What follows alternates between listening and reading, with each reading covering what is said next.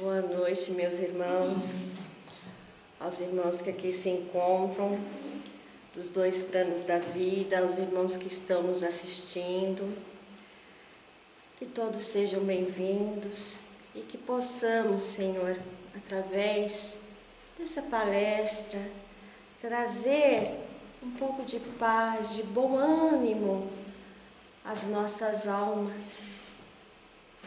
E que para que possamos assim iniciarmos, é que eu convido a todos para nos recolhermos e para fazer a prece de início.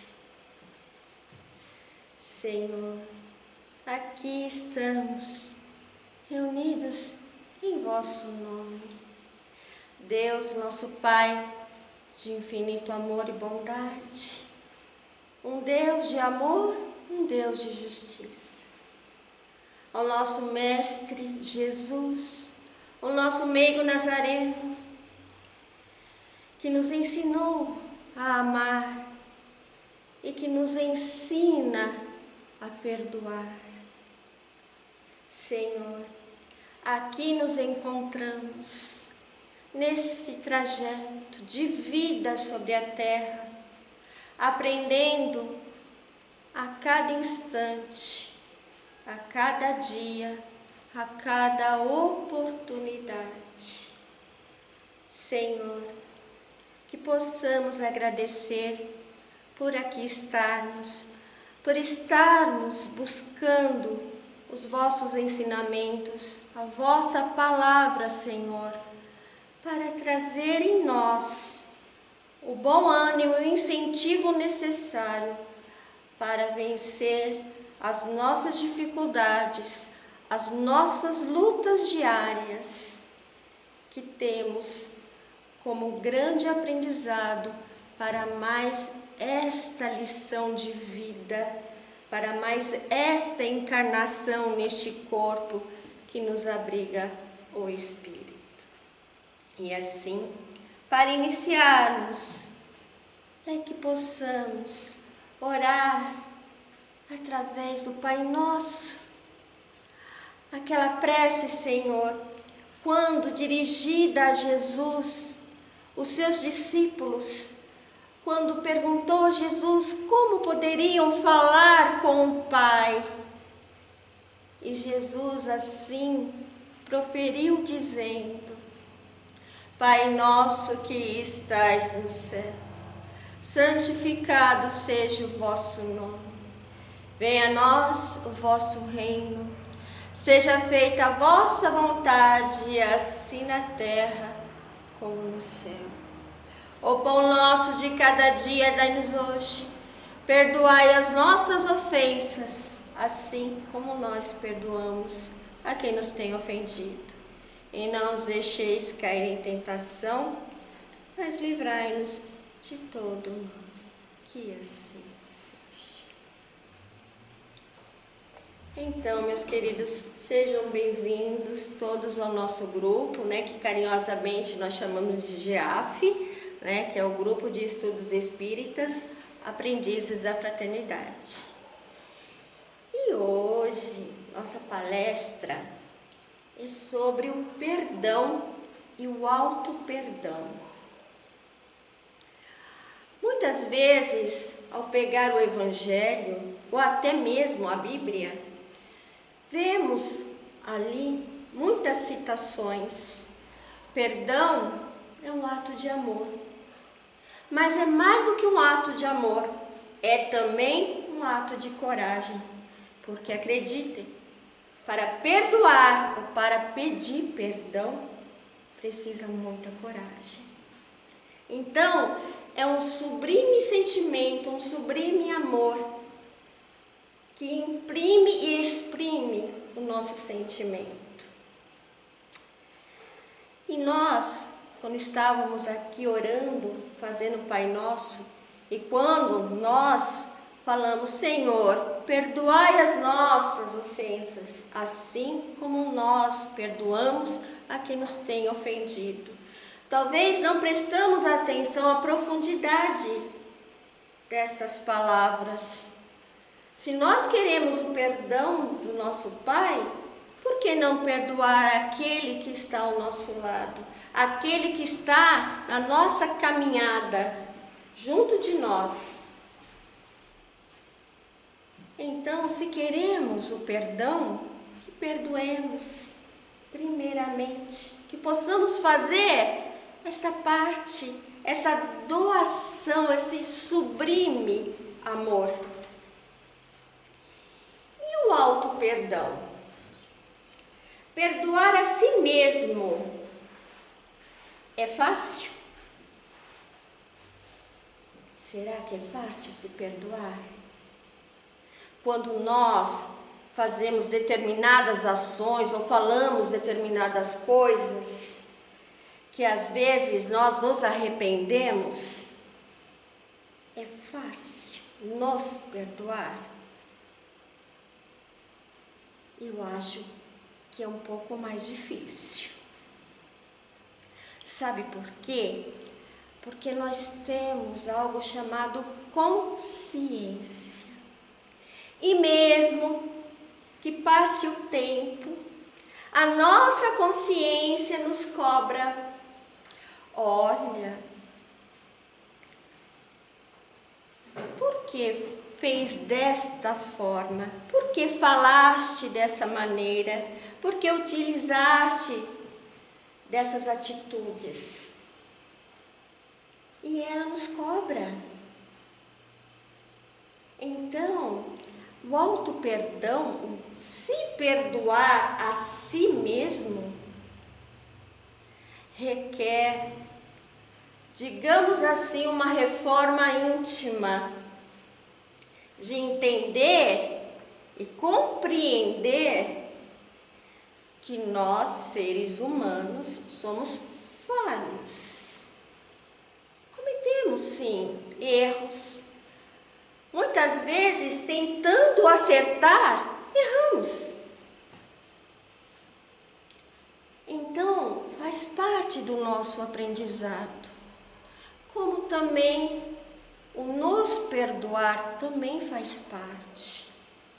Mas é difícil colocarmos em prática. E eu tive a oportunidade de assistir uma palestra de nosso irmão Divaldo, que justamente ele fala a dificuldade de se perdoar. E ele relata uma história verídica. E ele nos convida nesta história a nossa reflexão. E eu gostaria de contar para vocês essa história. Mas é uma história tão rica de detalhes, de sentimentos, de possibilidades, de ações, que eu peço a permissão para que eu possa ler para vocês. E como nessa história, algumas palavras, alguns nomes em inglês, em polonês, né? E algumas palavras também em alemão. Me perdoem se eu não falar a pronúncia correta, tá? Mas o que vale, com certeza, é a intenção. Divaldo nos relata que um irmão chamado James Hollis é considerado hoje o maior psicoterapeuta dos Estados Unidos. Ele tem por volta de 80 anos e escreveu várias obras estas memoráveis. Entre elas se destaca o livro, vou falar em português, O Pântano da Mente. Nela, ele faz o estudo dessa herança psicológica do instinto, da conservação, das reações adversas, e em muitos casos utilizamos disso para preservar a nossa existência. Complicado, não? Difícil? Mas aí relata a história de uma irmã que foi à sua procura. E ele diz assim: certo dia estava eu com uma agenda superlotada e ele recebeu um telefonema. E nesse telefonema, uma senhora dizia: meu nome é Ilsa. Eu desejo que o senhor marque com urgência um horário para que eu possa contar-lhe a minha vida. Mas necessito de 2 horas. Não pense que eu vou falar aqui 2 horas, tá, meus irmãos? Não vou falar 2 horas. Mas no caso dela, ela pediu 2 horas. E ela dizia que seria uma paciente muito especial, pois não quero que o senhor diga nada. Nada.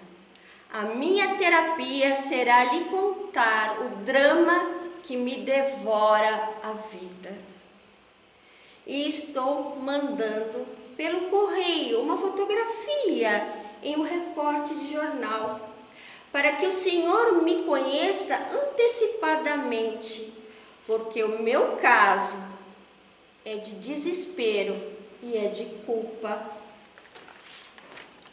Então, espero que na sua agenda superlotada o senhor me reserve 2 horas. James foi dominado por uma estranha curiosidade. Alguém que me liga, que não quer o meu auxílio, mas quer que eu escute. Então, dias depois, recebeu a foto, um pedaço de jornal. E ele marcou assim que possível um horário após ele atender todos os seus pacientes, deixando vago para que essa senhora pudesse estar tendo esse primeiro contato com ele. E no dia marcado, ela veio. Era uma bela senhora de mais ou menos uns 70 anos. Embora falasse o inglês corretamente, havia um sotaque europeu, provavelmente entre a Alemanha ou seria da Polônia. A verdade é que Ilsa era encantadora, se não fossem os seus olhos marcados por uma profunda melancolia. Ela sentou-se e perguntou: recebeu a minha fotografia? Respondi que sim. Então, lhe contarei a minha história. Peço que não diga nada. Eu não quero ouvir nada. Só quero poder falar. E então se sentaram e ela começou. Foi em 1942, numa sexta-feira pela manhã, na cidade de Lublin, na Polônia. Estava eu no mercado, quando a praça foi cercada por camburões e tropas do extermínio da SS. E todos que lá estavam, naquela praça, foram, todos eles, principalmente os judeus, foram conduzidos para os camburões. Mesmo aqueles que se encontravam no mercado a fazer compras, foram levados. E ela que ali estava também foi levada. E aí, no meio daquele desespero, ela gritava: mas eu sou cristã, eu não sou judia, eu sei o Pai Nosso, eu sei o sinal da cruz, a minha família é importante, Meu pai é médico, sou polonesa. E o soldado olhava e disse-lhe: todos agora são poloneses, todos agora são cristãos. Vocês se prepararam para negar a própria raça. E deu-lhe uma bofetada, dizendo: judia imunda. Essas palavras lhe cortaram o coração. E ela não compreendia. E desesperada, mais uma vez, ela tentou, dizendo que não era judia. Eu tenho aqui documentos que provam. Então, mais uma vez, ele me deu uma bofetada e disse: sua judia imunda. Até para bater, eles usavam um fuzil para não lhe sujar as mãos. Eu fiquei apavorada, porque ele me pegou e me jogou naquele camburão e fechou a porta. A minha família não sabia o que estava acontecendo. Eu era jovem, tinha apenas 20 anos. Estava apenas indo para fazer compras e simplesmente eu desapareci. Dos camburões nos jogaram em um vagão de gado como animais. E assim nós saímos da estação ferroviária. E assim, naquele vagão se passaram todo um dia, uma noite, até que amanheceu novamente. O trem parou. E então, quando nós descemos, estávamos no campo de concentração de extermínio, numa região chamada Maitebek. Nós não sabíamos o que se passava. Estávamos como anestesiados com tudo aquilo. Quando foi formado entre nós duas filas imensas. Uma delas havia idosos, doentes, crianças. E estes iriam entrar do lado direito para as câmeras de gás e depois para os fornos de crematório. E eu fui colocada na fila ao lado para ser conduzida aos trabalhos forçados até a minha morte. Eu ia sendo arrastada porque estava totalmente petrificada pelo medo e o desespero que eu sentia. Foi quando uma mulher judia que estava na fila à direita, com uma criança no colo e a outra que lhe segurava a saia, olhou-me. Eu nunca mais esqueci o seu olhar. Um olhar de desespero perante os seus filhos. Ela não podia falar. Tinha medo, porque ali estavam os soldados. Então, ela esperou que o soldado estivesse distraído. Virou para mim, abraçou o filhinho, me apontando e pedindo com os olhos socorro. Pelo menos para que um dos seus filhos fossem salvos.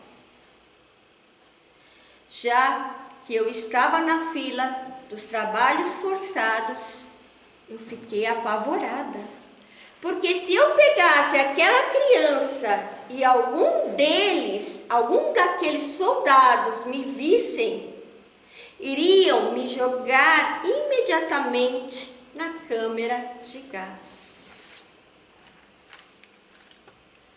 Então, quando íamos chegando perto da sala da câmara de gás, A mãe, em desespero, jogou o filho para mim. E eu, assustada, empurrei-o de volta e me afastei. Eu sobrevivi. Eu fui para os centros de trabalho forçados com apenas 20 anos. Mas o olhar daquela mãe não desapareceu de mim.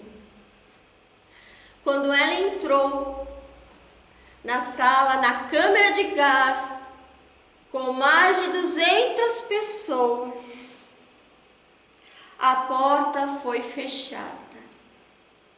Podíamos ouvir ao longe os gritos de socorro, de desespero.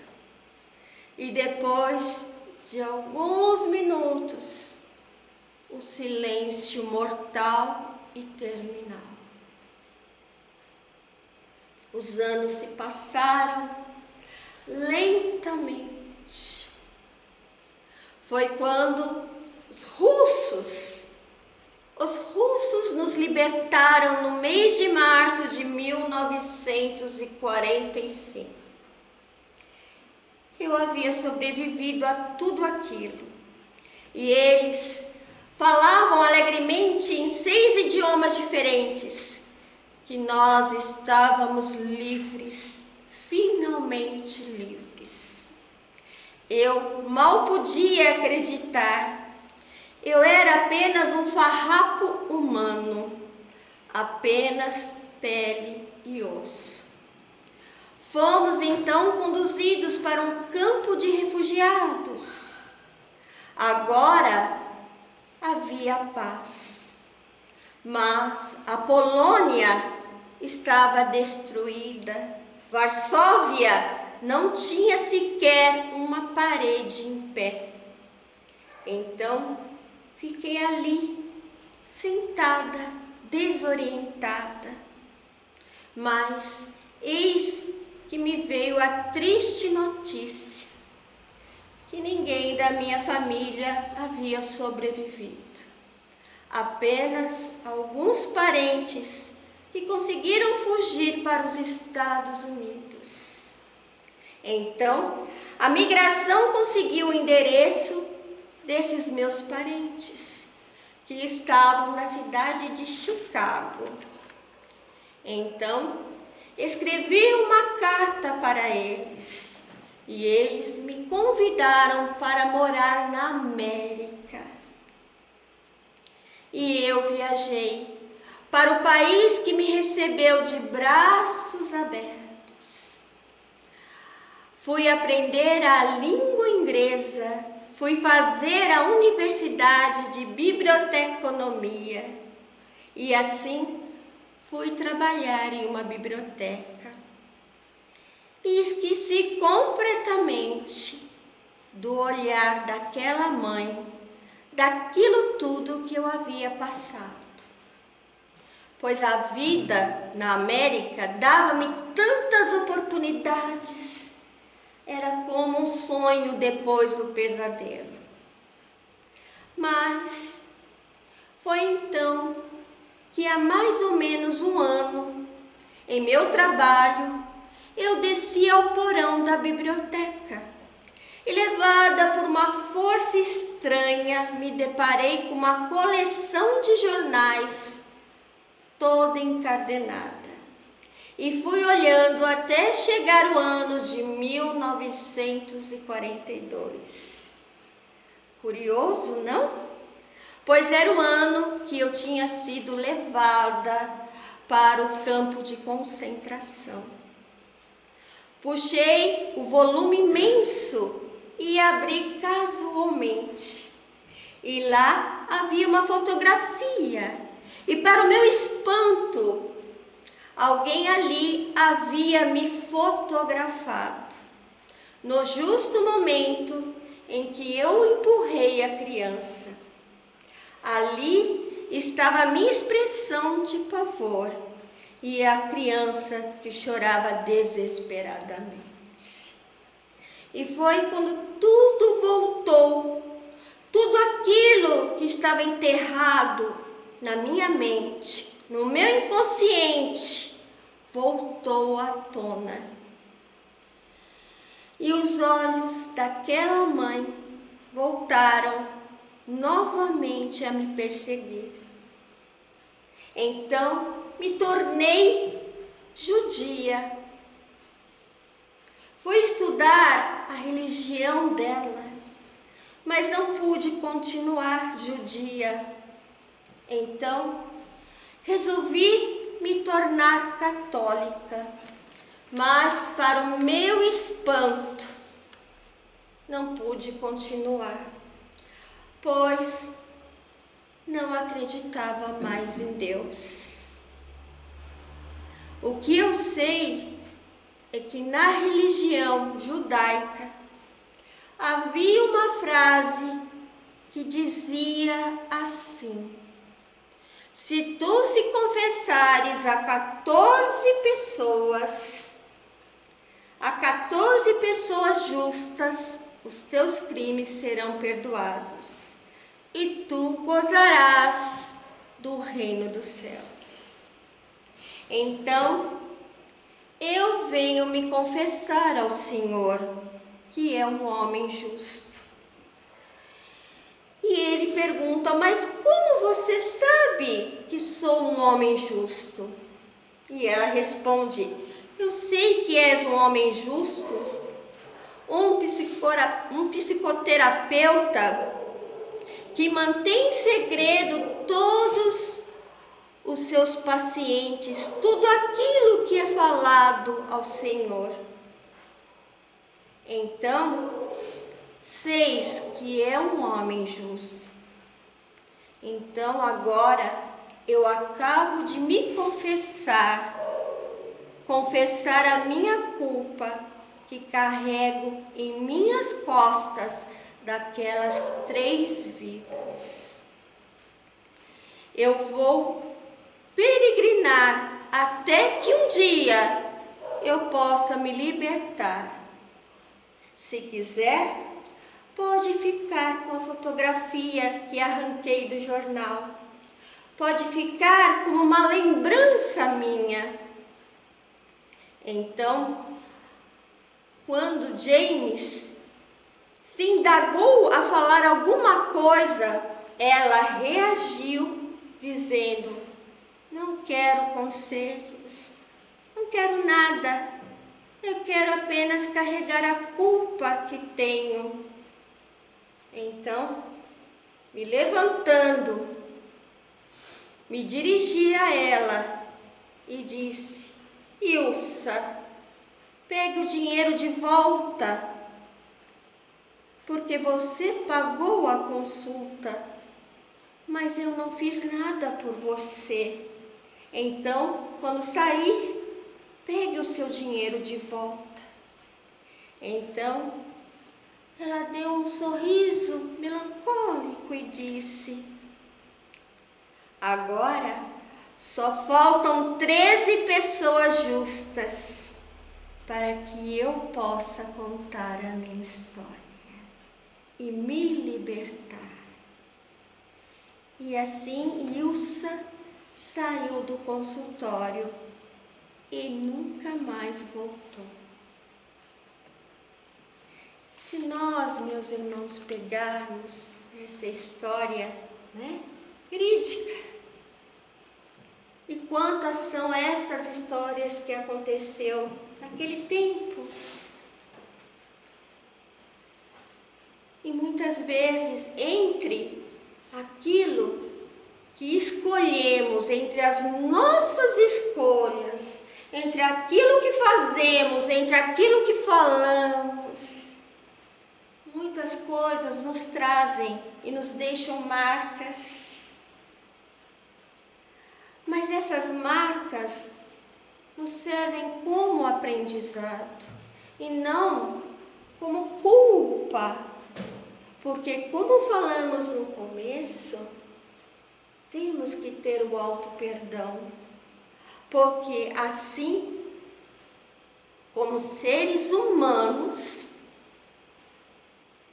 todos nós perfeitos. Ainda estamos neste grande aprendizado, nessa escola da vida, nessa escola das almas.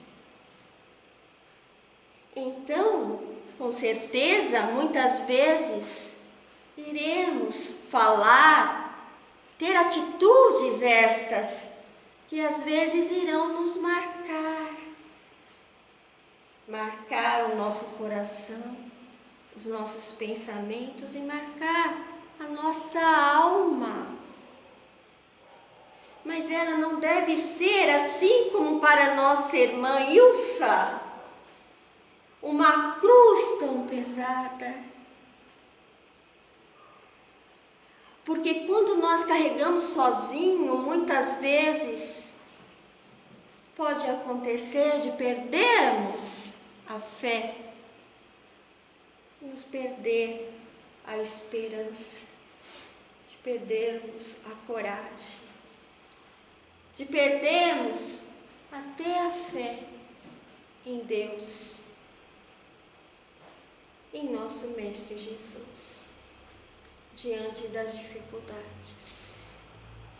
E se nossa irmã sobreviveu a tudo isso, com certeza é porque ela ainda tinha missões a cumprir. E nosso irmão Divaldo termina sua palestra dizendo: que falta faz Jesus ao coração das criaturas humanas. Temos o dever de nos perdoarmos, de nos tolerarmos as nossas falências humanas. Temos o direito de nos reabilitarmos e devemos compreender que todos nós somos passíveis de errar. E todos devemos ter uma chance para poder praticar e auxiliar, deixando as boas marcas pelo caminho. Como diz no Evangelho, amar a Deus acima de todas as coisas e ao próximo como a si mesmo.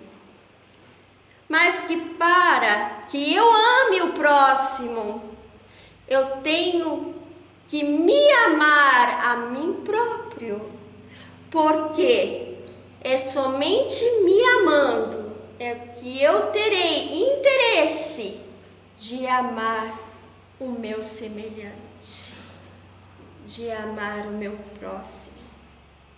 Então, eu também necessito do alto perdão, que me dará a saúde moral, emocional, para que eu possa me restabelecer através da alegria de viver e de me tornar assim uma pessoa melhor. Pois é para sermos perfeitos e felizes que nosso Pai nos criastes, para que nós possássemos aprender com os erros, procurando acertar e procurando nos tornar bons homens em humanidade. Sei, meu irmão, a todos os irmãos que aqui estão, é uma história triste, é uma história que às vezes até nos choca o coração, mas é uma história que realmente nos fala sobre a importância do perdão e principalmente do alto perdão. Se nós quisermos prosseguir com a nossa jornada, se nós quisermos progredir, temos que ter conosco o auto-perdão para conosco mesmo. E seguir em frente, meus irmãos, porque a cada dia Deus nos dá novas oportunidades de poder resgatar tudo aquilo que fizemos no ontem e oportunidades para o futuro. Então, meus irmãos, nessa palestra, nessa história, possamos refletir. No Evangelho, nos diz para nós nos reconciliarmos com os nossos adversários enquanto é dia, não é mesmo? Para que não chegue a noite e nos pegue de surpresa. Então, o que quer dizer esta frase? Que reconciliemos enquanto estamos em vida neste corpo, nesta encarnação, para que quando chegue a noite, a morte não nos pegue de surpresa e venhamos a sofrer por aquilo que podíamos fazer, por aquilo que podíamos perdoar, por aquilo que podia nos perdoar e não fizemos. Que Jesus abençoe a todos, meus irmãos. E assim, eu convido a todos nesse instante para falarmos com o Pai, para falarmos com Deus, para falarmos com Jesus. Que possamos neste momento entregar o nosso coração, as nossas aflições, as nossas dores, as nossas dúvidas, aquilo que ainda nos dilacera o coração. E entregando essas aflições a Deus e a Jesus. Vamos nos sentindo o amor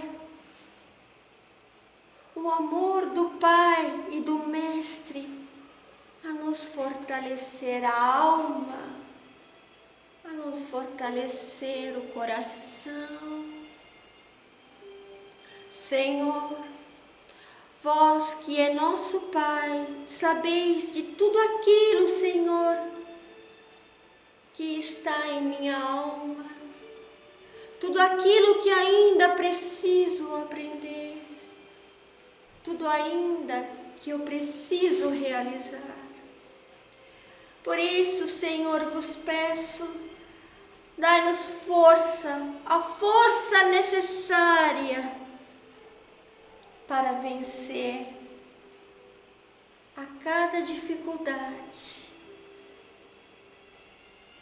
a cada obstáculo que ainda encontramos pelo caminho. E que possamos nestes obstáculos nos sentir fortalecidos, vencendo a cada um deles.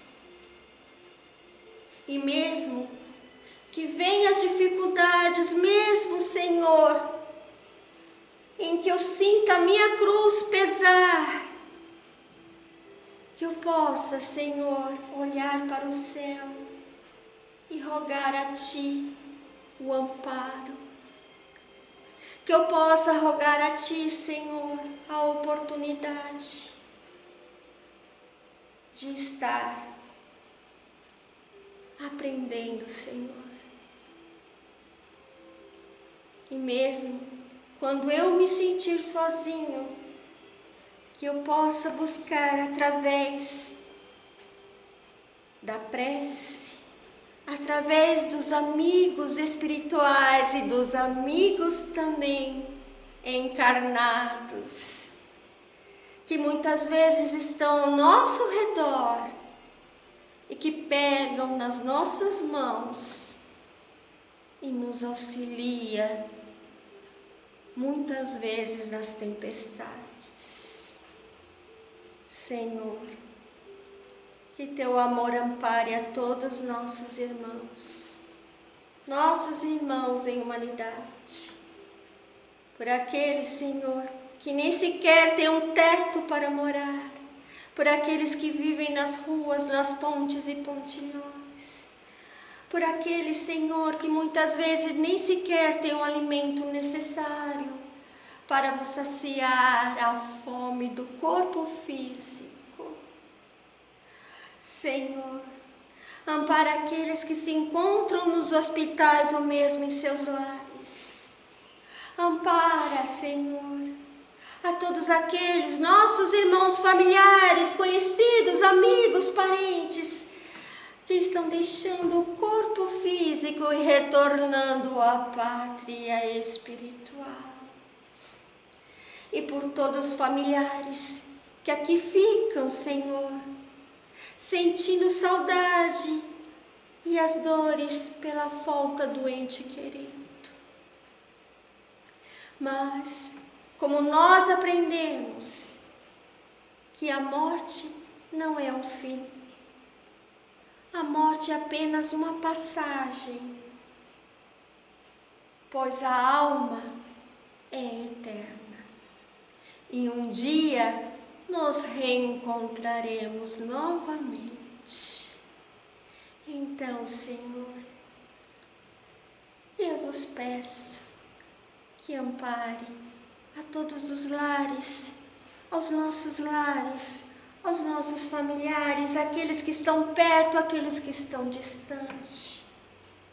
Senhor, ampare a todos nós que somos tão pequeninos e tanto, Senhor, necessitamos de Ti, do Teu amor, da Tua paz e da Tua esperança.